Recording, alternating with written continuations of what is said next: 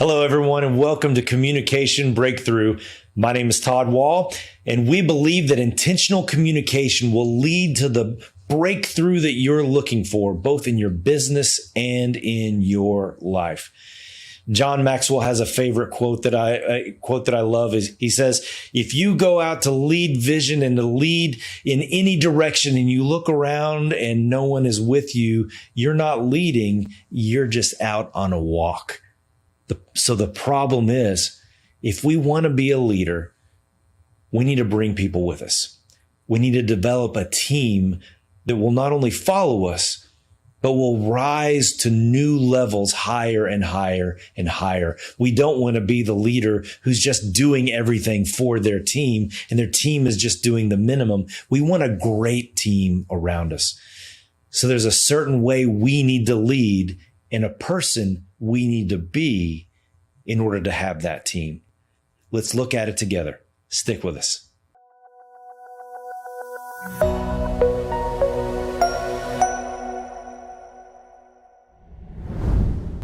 All right, welcome back, everybody. Okay, so you're surrounded by a team, but that doesn't mean that the team is going to actually achieve anything great. In order to bring that greatness out of the team, we have to lead them in a specific way, or else they're just going to follow the SOPs. They're just going to do just the little check marks that they need to do just to get to the end of the week. So let me bring in one of my favorite guests, Jennifer Hopson with Shine Up Coaching. Jennifer, I want to jump right into this because just because I'm surrounded by other people as a team doesn't mean that the team is going to race to new levels. What is a key ingredient in your experience of growing and building teams? What is the first key ingredient for a team that leads to success? So before I even kind of give you the answer, what I'm thinking as you're saying, you're like, sometimes there's a team that can't get to success. That's just called a group of people.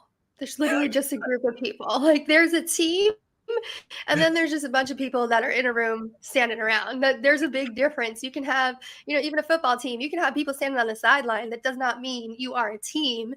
And I think that part of it is super important. If people aren't working together, they're not communicating together, at the heart of it, they don't trust each other enough to become a team and to choose who the leader is. Because that's what's also interesting. There's some people that identify themselves as the leader, but that doesn't mean that the team identifies them as a leader. Sometimes there's someone that just has better communication skills. They have better inspiration skills, encouraging, they're teaching. So they might not be at the top of the hierarchy, but the people on the team identify them as the leader. John Maxwell has this great quote that I absolutely love. And when he teaches on teams and on leadership specifically, he said, if you as the leader, your leading point and you're walking out in advance, but if you turn around and no one's with you, you're just on a walk. You're not leading anybody. So, by yourself. I love that. Yeah, absolutely. Okay. So trust is the key ingredient. So let's dive into that.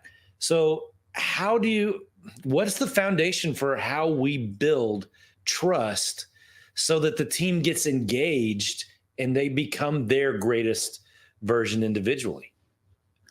I think it's the same way we have to build trust with ourselves. And a lot of people even struggle with that. So that's why it becomes an additional struggle if they're put into a leadership position. And the way you're going to build trust is by keeping the promises you've made to yourself.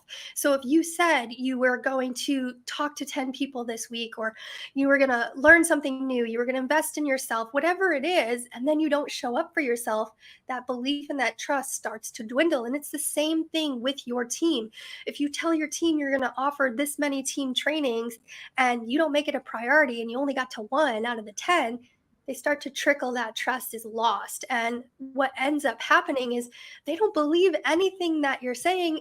And you're also not showing them how to show up for themselves and for other people. That's interesting. The showing how to show up for themselves and for other people is just the matter of just fulfilling your promise as a leader. I really like that. How else? How else do you build trust as a leader? I think the very key, like I said, is doing what you said you were going to do. That's super important. I think it's also pouring into people. If someone can learn something from you, it's not just trust, it's a level of respect. I think a lot of times we look to leaders and mentors of people that know more than we do. So if you stop educating yourself or involving yourself in whatever genre it is that you are, and you stop learning, they're going to stop trusting you because you're not the knowledgeable one they want to go to when they have questions. And I really, really think that, I know it's cliche in saying that knowledge is power, but continuing to build in your own skill set shows your team that you're doing it not just for you, but for them, so that when they have questions or they have struggles, they know they can rely on you to help work through them. That really matches up with what I've heard you talk about a lot with about guidance and mentorship within groups. So it begins with you going deep yourself. So you kind of the roadmap a little bit. So Mhm. once you know the roadmap, you've done your work. How else do you begin, like as you've said before, begin this mentorship of your team Mhm. members? What does that really look like? So for me, and this has been from my experience of being directly in retail stores, retail corporate, and then network marketing, and then starting my own business, it doesn't matter what kind of genre you're in, where your expertise is. Where I always start as the leader or the mentor is that what I call tie. It's teach, inspect, expect. And the biggest thing is starting with the teaching. I'm teaching people from my own experience, what has worked, avoiding what hasn't worked, investing in them, giving them the knowledge, giving them all the tools and the skills that they need to be successful in whatever we're doing. I inspect what they're doing, not to catch them doing something wrong, but to ensure that the message I thought I gave them was received the right way. Because a lot of times we're speaking two different languages. I may say something and somebody hears something else. So I inspect to make sure that our communication is aligned. And then the expectation is you have the skills and the tools. I've empowered you to do the things that I know you're capable of.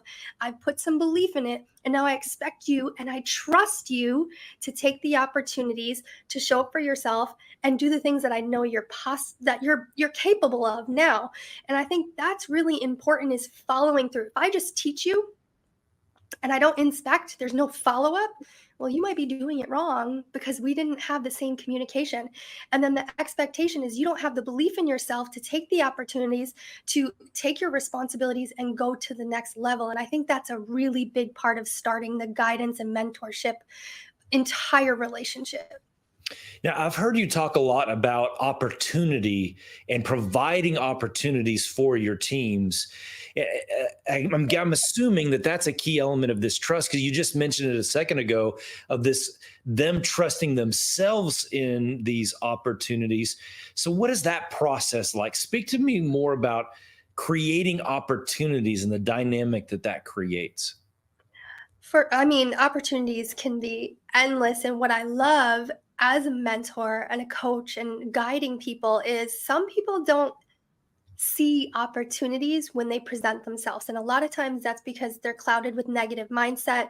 And I may be coaching them on that. They may have stories that are holding themselves back of what they are capable of. And I really think the guiding and the mentorship is helping them identify what's an opportunity, first of all.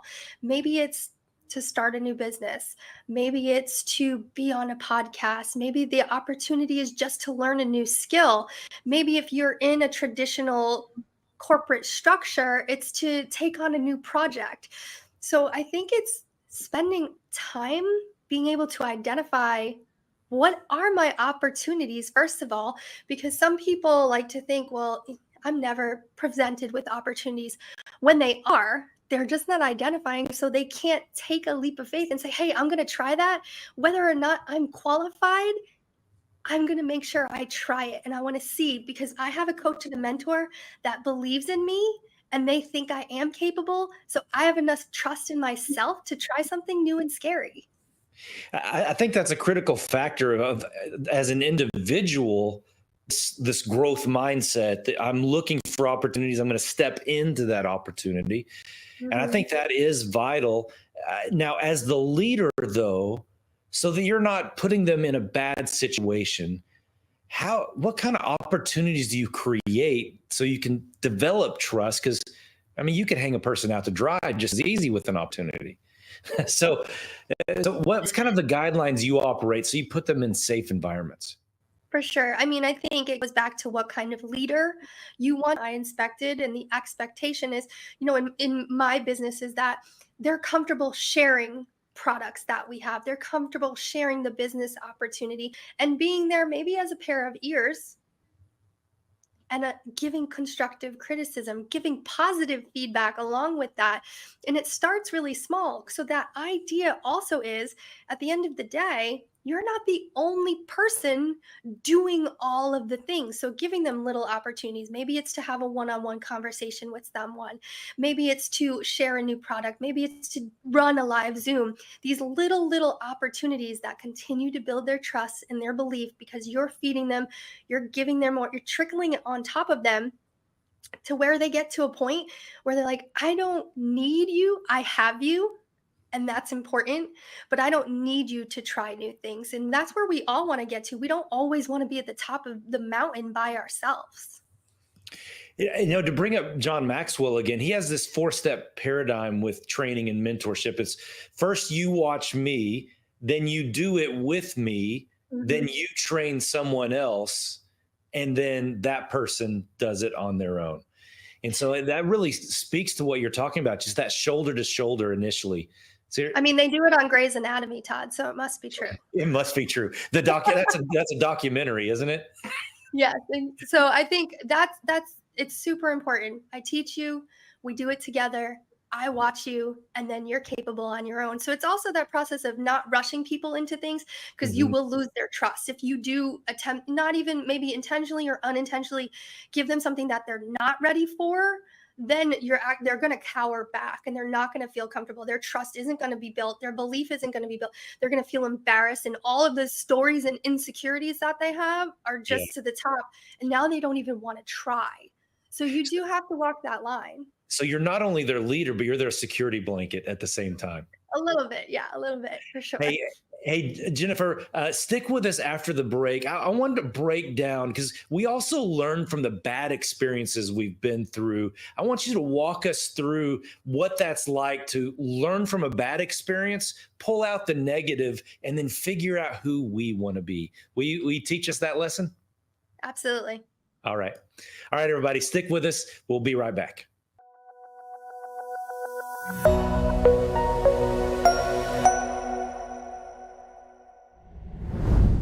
All right, welcome back, everybody. We are the sum of our parts. A lot of those parts are the pains that we've gone through in the past. A lot of the pain is the people who've had leadership in our lives. And so we form who we want to be, many times based off of who we don't want to be. So we build trust with people really as the opposite and reverse action of someone who hurt us in the past. But now we can't walk forward with the pain and that backpack and all the emotional baggage.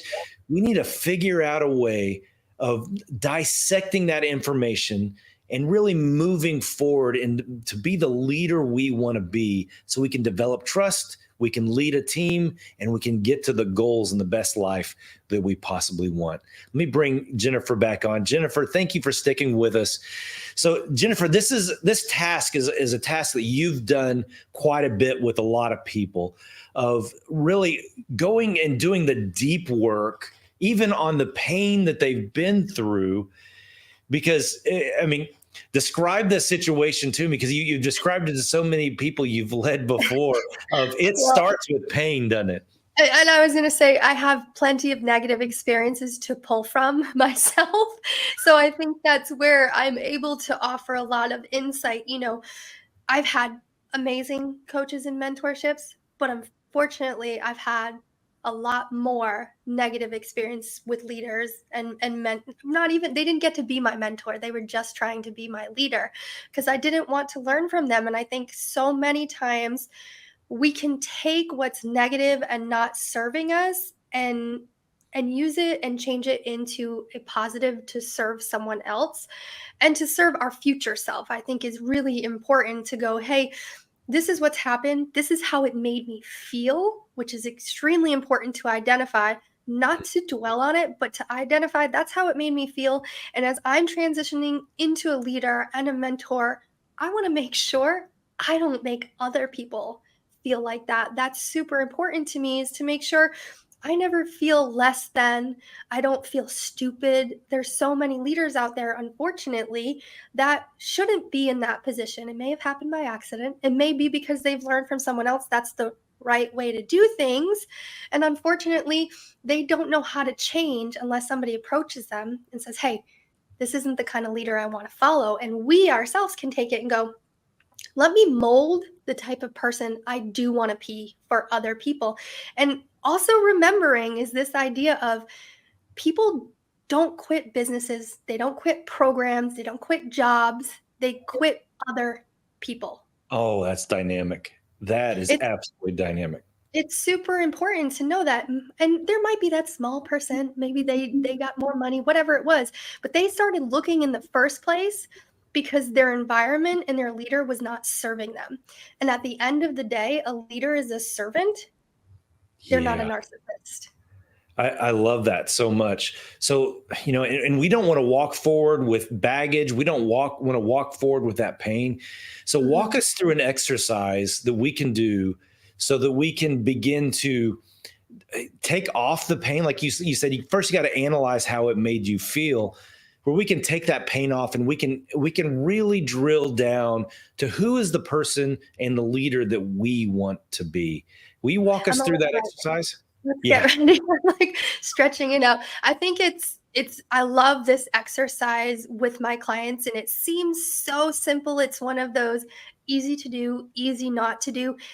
And it goes back to simple journaling. And you can even set a timer, but you can set the time. Don't feel like you have to restrict yourself and write those negative really experiences, because if you're remembering them for a reason. They impacted you some way, not necessarily the person, that doesn't matter anymore, but what was said, what was done, how it made you feel, and spend a few minutes on that. That allows you to get it out of your brain onto paper and release it. It no longer has any hold or control over you.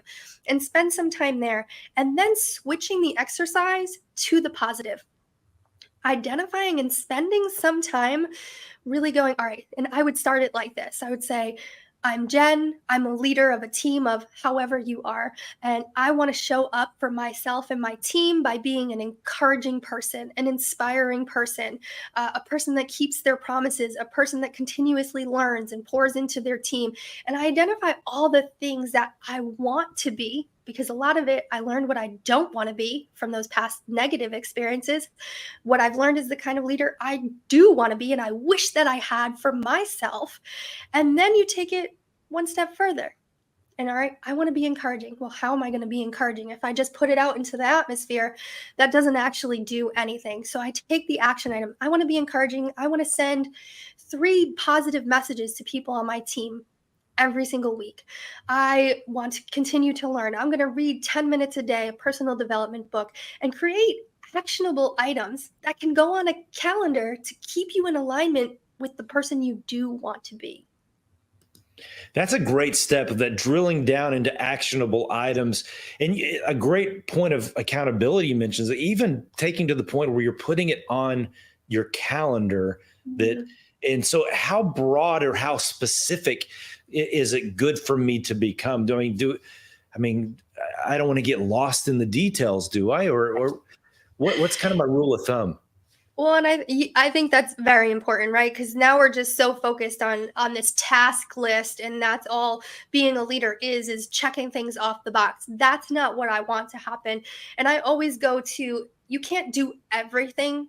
So maybe writing 10 things of the kind of leader you want to be and starting with the three that are the absolutely most important to you, right? It's most important for you to continue learning, to be encouraging, to be inspiring, and then take your action items. And this is where it's really important is you don't always have to then 6 months from now be putting that on your calendar, because what happens within really 90 days is if 3 times a week you're sending encouraging notes, it becomes a part of who you are. You're more likely when you're in person to compliment them when maybe you wouldn't have done that in the past, or say something positive on a stranger's social media feed.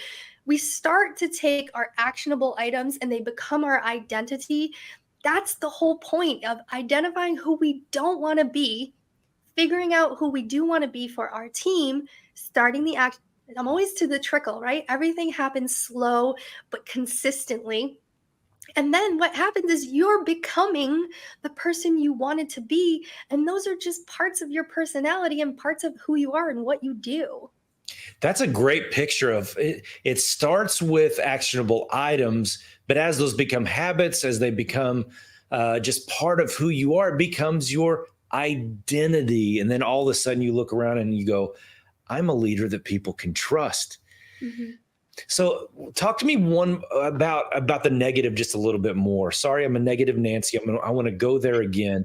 But so often those past behaviors can become biases that really change who we are and how we treat other people.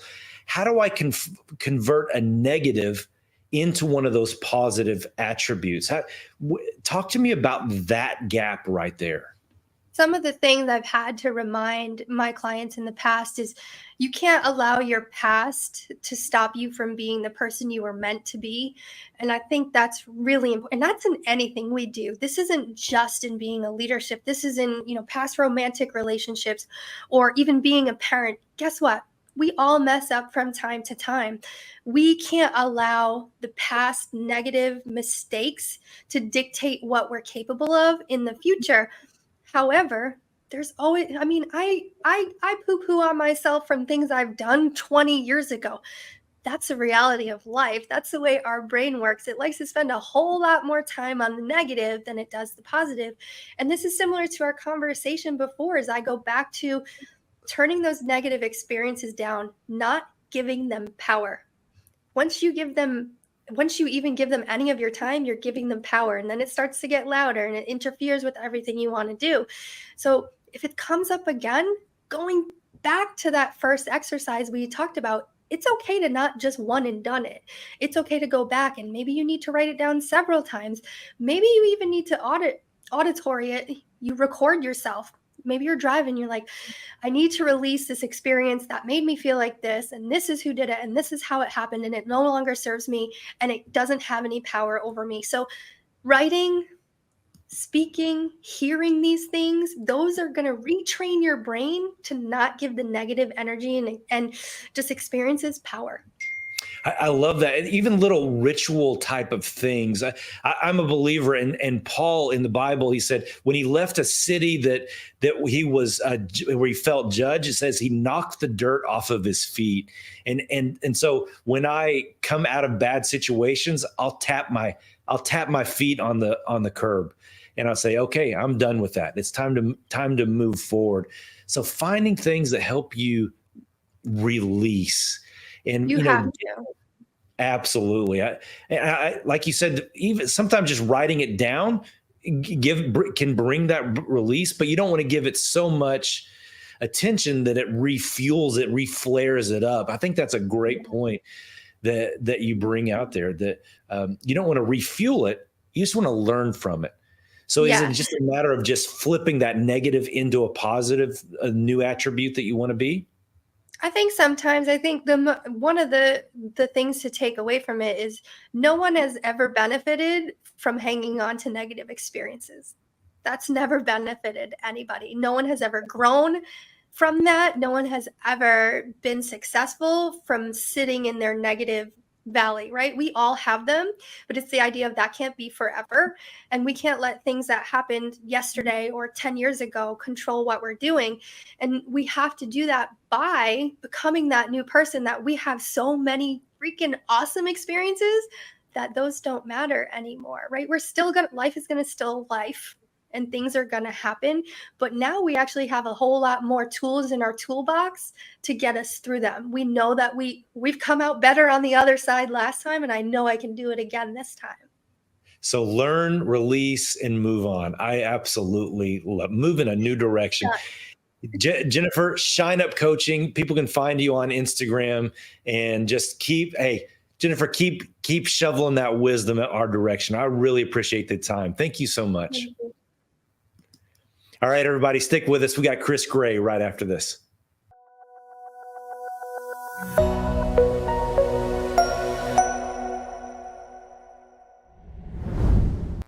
Welcome back, everybody. Look, we all want to be the star of the show, the leader of the gang, the man who is in charge of everything and getting all the accolades. The problem is we can't do this alone.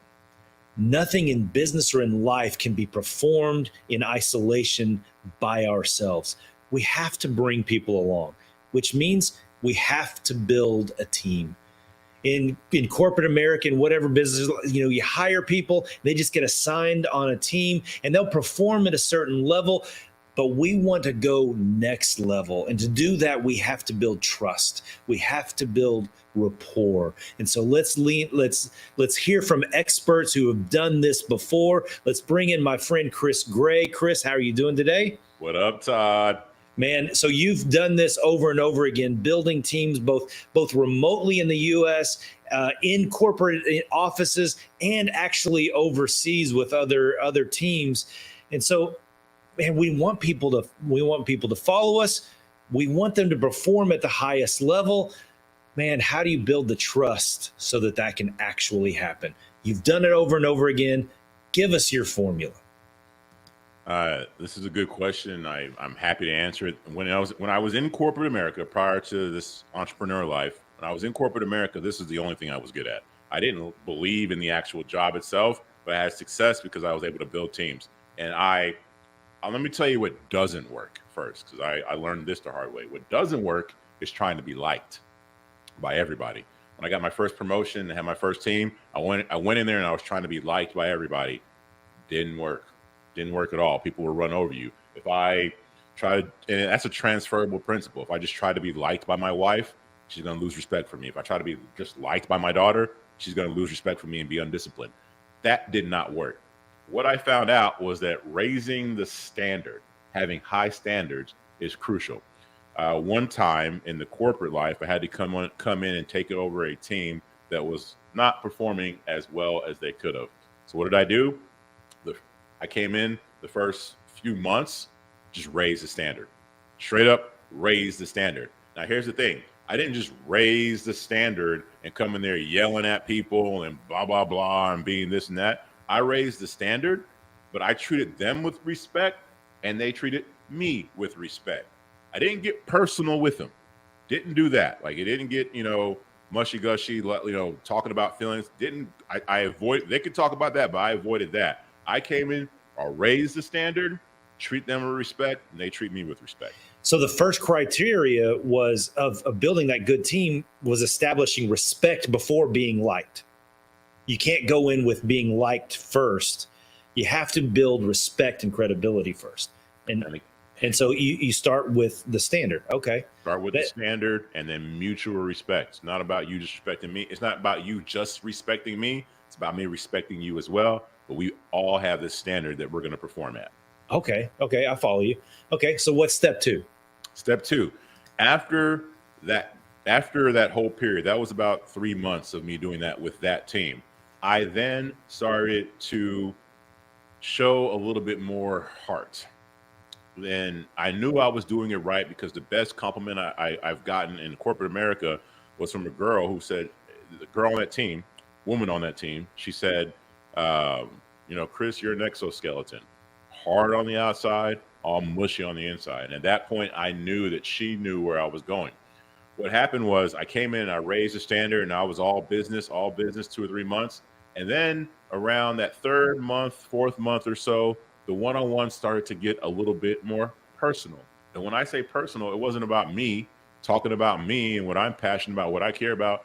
No, it was about me truly learning more about this employee, their passions, their fears, their goals, their dreams, their desires, how they really feel about the job, and making it okay in that environment for them to really tell me how they feel, giving them that space. And the conversations were about them, and ideally what they were passionate about, and ideally where they wanted to be. And it could be my best performing employee, but if they hate this job, I wanted them to be okay with telling me that they hate that job and tell me what they really want to do. And let's figure out how can we get you from here to there and go do what you want, regardless. I don't care if I lost my best employee. This is what makes you happy. And when you do that, people feel it. And that was the one thing. So it became more, the conversations became more about them and me knowing them individually, knowing about their family members, knowing about their struggles, yet still holding a high standard, right? None of that stuff became an excuse not to perform. It was just me and you building a relationship. It's interesting because you're raising the standard, and by raising the standard, the job conversations are going to take place naturally. But you said in your one-on-ones with them, yeah, you talked some business, but it wasn't just a meeting in the principal's office. You were talking, when you were with them, you're talking about personal life. You know, as much as corporate America can allow you to, HR will allow you to, but it's just like, what are your interests? What are your concerns? And you have permission once that person actually speaks it, but you're actually you didn't go in with wanting to be liked, but the being liked came from the humanity of it. Absolutely. The being liked came from me actually treating people like humans. Imagine that. And that eventually came. And then one other thing, Todd, that was massive in this whole thing was them knowing that I would take the bullet for them figuratively, right? So I had this high standard. There was a few situations. This is both in my corporate life and in my business life. I come in with a high standard, and sometimes things don't go well. They don't go well. And when they don't go well, whose fault is it? It's mine. I would see other leaders, both in corporate America and both in the entrepreneurial world, where things go wrong and they're looking at everybody else on their team to snipe and blame and this, that, and the other. When crap hits the fan, it's my fault. When things were not executed well, at the end of the day, it's my fault. And I don't just say that to that person. I show it. I put my neck on the chopping block. I have taken, we call it an L. I have taken L's, man, and the team has seen it. And it wasn't for me to just, and this isn't like, let me do this to make the team happy or put on the show. No, I really believe it. This stuff was my fault, man. Let me go ahead and own it. I'm going to own it publicly. I'm going to own it in a manner that is embarrassing. The team knows that. They know that you are willing to put yourself in figurative danger there for them. That builds trust. That was huge for me, Todd. I really like this, the idea of taking ownership, taking the L, taking the bullet, because that also impacts how you bring the greatness out in other people. The leaders who just say, oh, this person can't do the X, Y, Z, they can't do 1, 2, 3. Wait, you hired that person. Yep. So if they're not performing to that level, it means you're not leading them to that level. We want to point fingers at people and blame them, but it's ownership. If they're not performing, we're not leading. Yeah. That's powerful. So setting a standard, bringing humanity, and really caring about the individual, but then taking ownership, not only of the results, but ownership of bringing the greatness out in that other person. Yeah. Is there anything else to this formula? What else is there to this? I think that, for the most part, that is the meat of it. But I want to go back to the taking ownership part. And you said something that stuck out to me is if some people are, if they're not performing, you're the one who hired them and you're blaming them for that.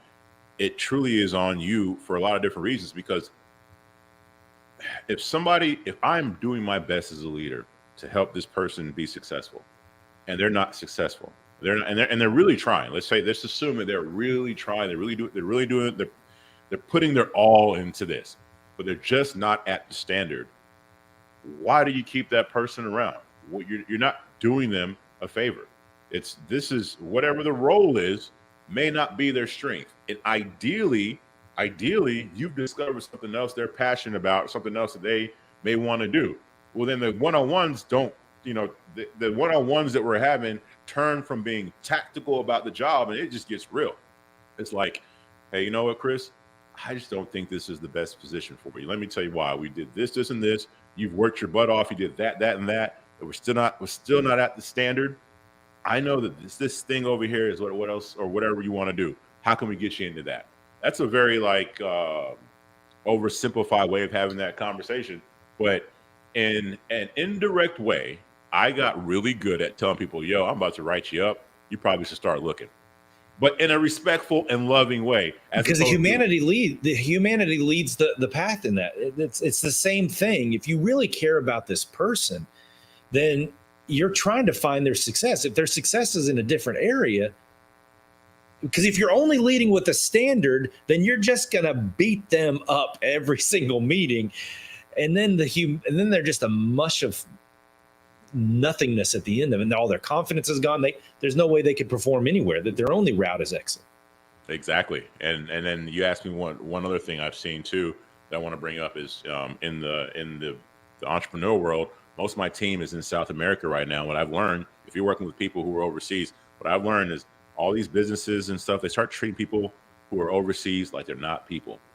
These are people. These could be CEOs, COOs, C-level execs. They could be all that. They just lost a geographic lottery. And so when you go in there and you treat somebody from this small town in Argentina or whatever, like treat them like a person, oh my gosh, imagine. Imagine that. Like they start working harder for you and working just as well as somebody who was in the States. But it goes back to what you were just saying, bringing the humanity out, Todd. It's all about humanity. Hey, Chris, I've got to jump to a commercial break, but after the commercial break, let's come back and let's dissect this balance between standard and humanity a little bit more, how to hold the standard and still bring that humanity in. Let's script that out in a little bit more detail so the audience can benefit from that. Does that sound good? Yes, sir. All right, everybody, stick with us. We'll be right back. Let's break down the standard with humanity. Let's see how to do it. Stick with us.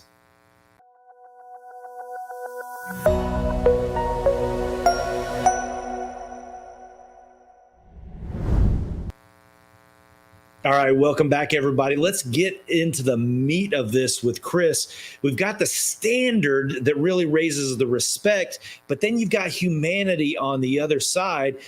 These are two polar opposites.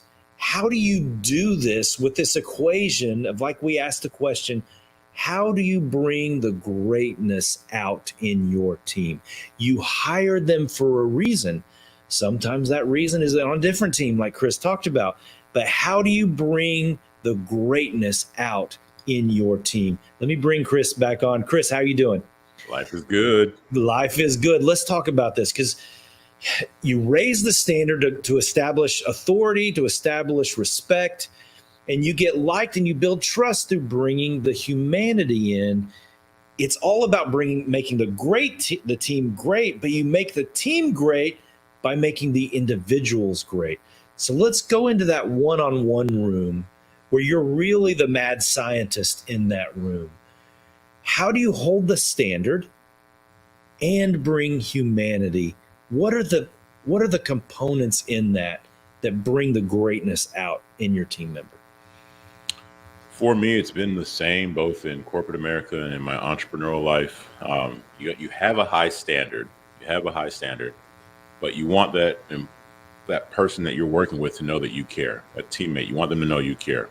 So, and these two things play off of each other, right? Because the person that I care about, they have goals, they have dreams, they have aspirations, they have things they want to do, and they have responsibilities. Well, guess what? If you're not hitting the standard and you don't have a job and you can't pay bills, it's going to be real hard to take care of those responsibilities, achieve those goals, those aspirations and dreams. So all these things kind of play off each other. what chances are whatever they want to do involves you being able to pay your bills at the end of the day, right? If you don't have a place to sleep, it's not going to really work out. So that's one of the main things. So how do you get tactical with humanity? So how do you talk about these tactical things that they're points of correction, that are necessary points of correction, but how do you do it in a way that has humanity?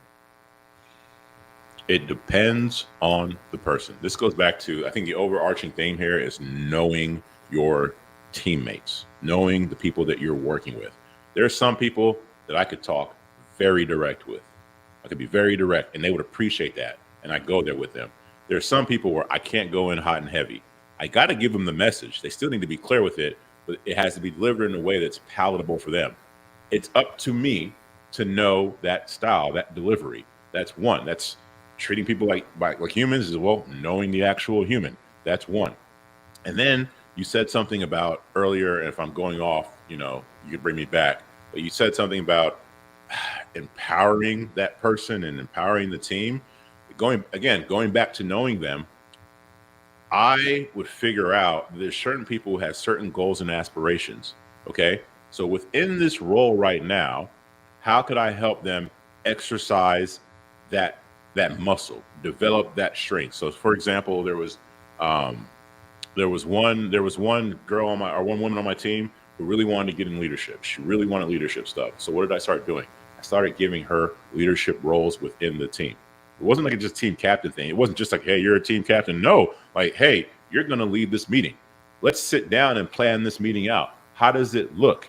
Hey, you're going to do this for the team this week. Let's sit down and see how that looks. Had another individual who was really into like organizational stuff, right? COO type things. That was her thing. She was really into that. Okay, how can you take that and do that within the team so that when you go on to your next job, or if you go start a business, you have experience already doing this with a team? That was one of the most powerful things. I have something else to add in a minute, but that itself was real helpful. So if I break these down, like you just said, investing in what they care about, what's in it for them, what can move them to the next level, learning about that person so you know what brings them to the next level, and feeding that. But it starts with, just like everybody likes different types of food. Everybody's palate is different. So how does that individual team member receive information? Can they receive it direct? Do they like the hot and spicy food? Or, do they need the McDonald's level that's just kind of generic kind of level stuff that's just easy to palate? Does it need to be covered in sugar? Some people think, oh, they just need it covered in sugar. That's not bad. Some people need that. It doesn't make them a bad person. It just means they like different types of food. They're going to have diabetes, and that's okay. And Todd, it gets deep real fast. Because you got to look at yourself as a leader, whether you're a male or a female.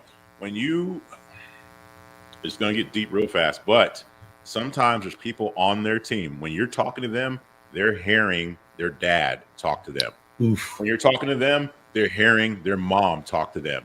And yeah, I could feel that. I'm like, okay, such and such's dad obviously was abusive. I have to be really loving in my message to this person. I'm their dad talking to them. I'm talking to them with love. Oof. So it's understanding, really that's the intentional step in this, is what is this person's background? That's why you pull the humanity out. By understanding their background, you know how they need to be talked to. Because you're right, man. When you step with a little authority with someone and they have that negative background, they bristle. You can see it on their countenance. You see it in their nonverbals. You hear it in their defensiveness. Yes. Man, and once a conversation gets defensive, you're not going to go anywhere with that conversation. You can think about it with a teenager. The moment it gets defensive, you might as well stop talking. Man, I see that with my daughter. The moment she's disrupted, there's no amount of rationalizing or whatever is going to work. I literally go up to her, I just hug her. Yeah. I hug my daughter. Hug, let's take a break. We come back to it. I can't go hug an employee, but I can do that verbally. I can know that, okay, let me just love on you right now. We'll come back to this here in a second or whatever. But you're right, Todd. That is extremely powerful. Knowing, really seeking intentionally as the leader to learn their background, so you know how to communicate to that person individually. It's great if you can find those people you can talk direct to, and there's people that like that because they're going to want to talk direct to you as well, because it does create a reciprocal nature as well. That however a person wants to be spoken to, that's how they also want to speak, and that can give you a clue as well to how that person needs to be spoken to. Yep. And then going back to what I was saying earlier, one of the things that's been really helpful for me is identifying somebody's strength or their desire, their goal, their passion, and actually giving them real life experience on developing that within a team. Like not just saying, "Hey, you're the team." Like real life, like you somebody pushed back. Like I gave that girl, the woman, the ability to lead the meeting. Yeah. She got pushback. Okay, let me coach her through how to handle that. Like giving them real life experience within their Real strength. world. And there's one Yeah. more thing too is not everybody knows their strength.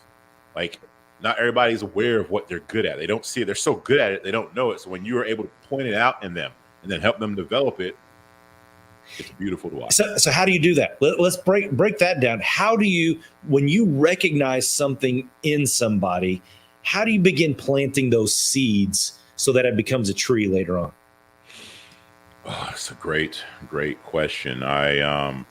My current VA, she just, it's random, but she became my virtual assistant, right? Or she's my executive assistant, and she is just a whiz at Excel stuff, just a whiz at it, just blah blah blah, da da da. And I'm like, you're so good at this. I know other businesses, other companies who could use better organization with their P&Ls, this, that, and the other. How about I see if they would, contract you? She's like, yeah. Boom. All of a sudden, what's happened there? She wasn't aware. She was so good at the Excel stuff that she wasn't aware of how good she was. I said, hey, I know other people who are weak here. Let me introduce you to them. And then all of a sudden she has a little side hustle. That is just one example. You think a lot of times that people don't recognize where they are strong, that maybe they think they are, but they've never heard it from somebody. And that goes back to maybe their parents never said it. That's exactly what it is. And in corporate America, I had one woman where I'm like, before I would have a meeting, I'd have to pull her aside and say, hey, you know what? I'm not sure if you're aware of it, but you have great influence in the room. I don't think, and when you say something, then the team goes with you. And she's like, and I just saw it on her face. She was oblivious. I'm like, you have the ability to influence. If you have the ability to influence, you have the ability to lead. So let's take this and sharpen it up. What did we do? We took it, we sharpened it up. 2 years later, she was management in a different role, but she wasn't cognizant of the strength that she had. She just did it. So it's observing these people's strengths, see if they're aware of it, because you'll know if they're aware of it or not, and then pointing it out in them, and then helping them use that to do something bigger, and that bigger is up to them. Like if they want to do anything with it at all. But if they do, how can you take that and help them sharpen it? And it's finding those creative ways to encourage that behavior, so you're putting them in opportunities where they can exercise it. You're pointing it out so they know other people see it, and you're encouraging them to do that. Something that we do in my family is I create it. It's an I always statement that yeah, you always do that, because that's just who you are. And I begin to claim it as, I intentionally claim whatever that strength is as part of their identity. That's who you are. That's what you do. So now it's not, I'm going to do this. That's just who they are. That's what they do. And at the moment your team knows they're great and it becomes their identity, man, they just soar and soar and soar. Man, brother, so there is also a podcast where people can hear you. I love plugging it because people need more Chris Gray in their life. Tell us about the podcast and where they can find it. It's called The Amazing Marketing Show. Me and my buddy, Dimitri, we host it. We just started it. We're on YouTube. We are wherever you stream podcasts. We go there. We talk about marketing, but largely how it relates to life. It gets real philosophical real fast. Man, I love it. Thank you for this time. This was gold you presented today. Thanks, brother. Appreciate you, Todd. All right. All right, everybody, stick with us. We got more right after this. If you're going to lead a team, you got to be able to have the chops and the trust that people will follow you. Stick with us. This has been a Now Media Networks feature presentation. All rights reserved.